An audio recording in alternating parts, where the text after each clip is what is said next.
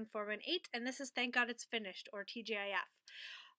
It's been, I think this is my third week that I'm recording. The first one wasn't on a Friday, so it was, anyway, 3 weeks in a row of TGIF videos, which is awesome. So today is March 16th. Tomorrow is St. Patrick's Day, which I love. What is that? Nothing. Anyway, so last week I was telling you, bragging about how calm and serene life was, and why did I do that? Why? So Saturday was Max's birthday. He turned 4, and all in all, it was a good day. We weren't able to have birthday cake because we were having some digestive issues with one of the dogs. So we postponed that. We took a drive in the car with them to celebrate, and it was a good day. Till about 11 o'clock. At about 11 o'clock, Max had a seizure. He has, I'm going to get this wrong,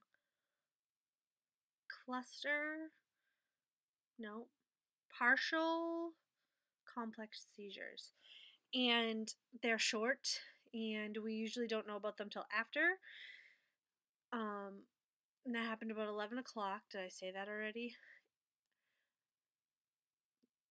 If we catch it early enough, we can medicate. Because the aftermath is extremely anxiety provoking for Maxwell. Something is just off in him, and he paces and pants nonstop. 18 to 24 hours nonstop. Just pacing and panting and pacing and panting and pacing and panting. And there is nothing you can do. Nothing.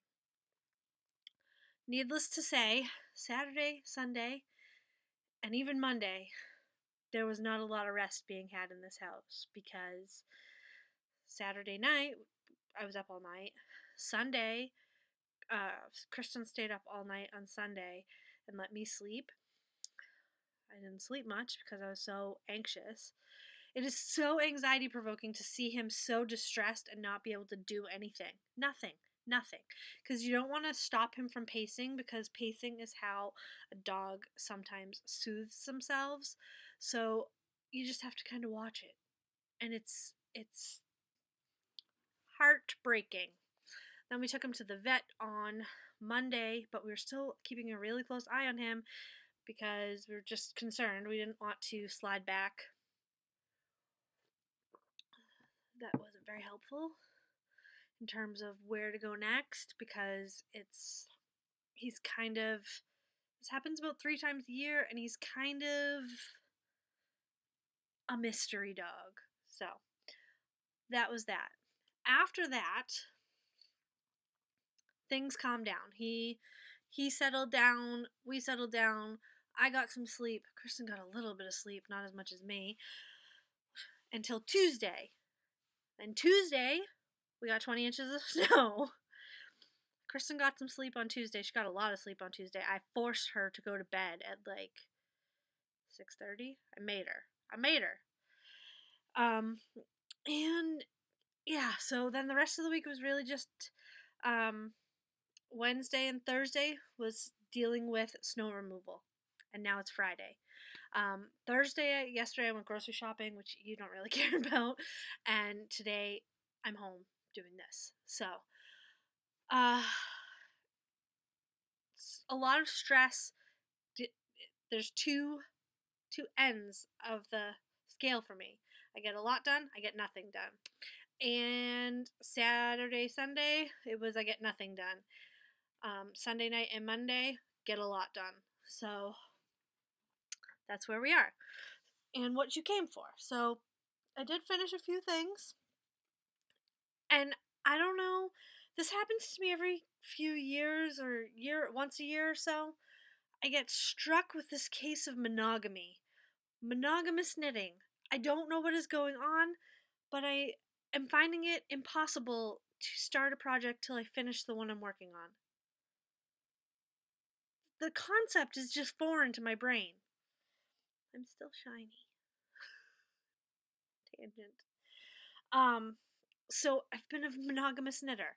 I worked on one project till it was done, then I started another project till it was done, and so on. So I got 3 projects done this week. The first is a pair of socks out of this yarn. I had started these last week. The Gumi sock yarn. Love this sock yarn. This is the color. As always, all my patterns are linked on Ravelry, except one which will be before I put this up. Okay, these are for Kristen, and they don't match. I'm monogamous, and they don't match. But I love them. They're great. And she loves them. And she's going to be so thrilled that she gets to wear them, because I think I finished them on Monday and said, but you can't wear them. So that's that. My sock yarn in there. The next thing I knit was a hat for Kristen out of Malabrigo Rastita in the color Waters, Aguas. This is a nice yarn. It's nice and soft. It's pure merino wool, slightly felted. And it's 310 yards in the skein. Ooh, the colors are coming out perfect too. So it's really pretty. And I knit her the Helm Hat by Stephen West, which is a pay-for pattern on Ravelry. And this is what it looks like. It's got some beautiful cables on it, and it has this slight ear flap on it. I haven't tried this. Oh, that's backwards. I haven't tried. No, it's not.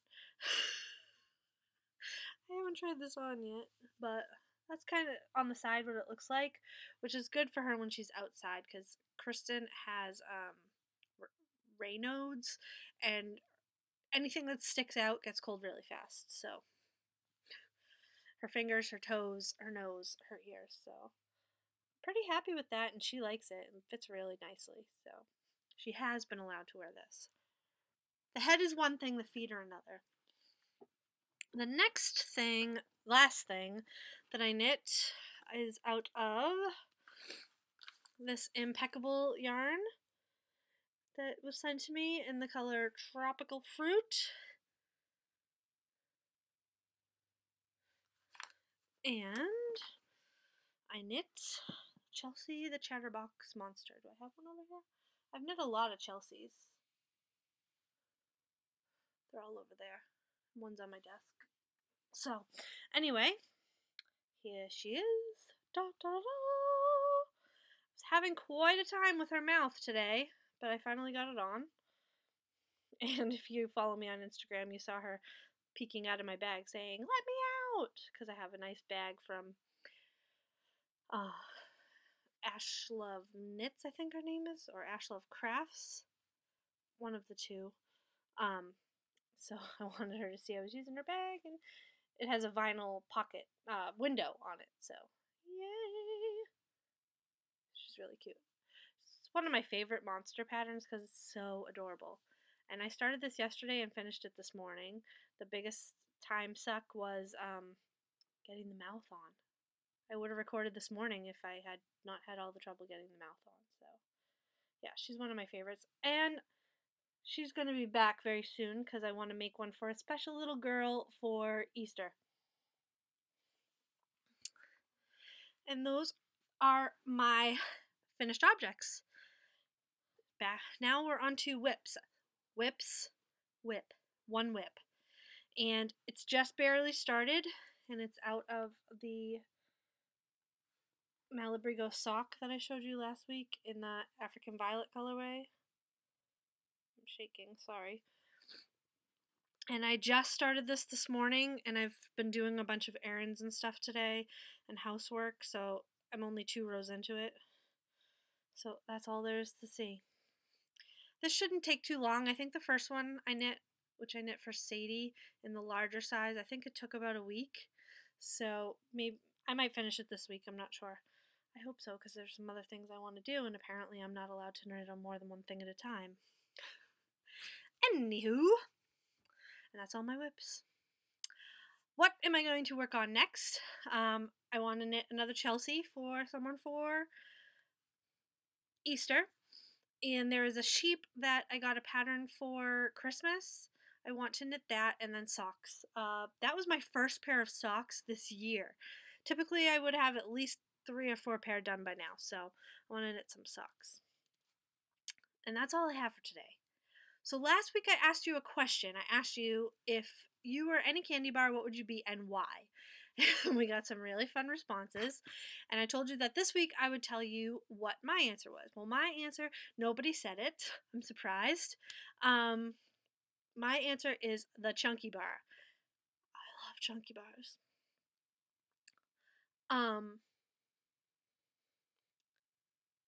Think, Erin, think. Why would I be a chunky bar? Other than it's delicious, although I don't want to be eaten.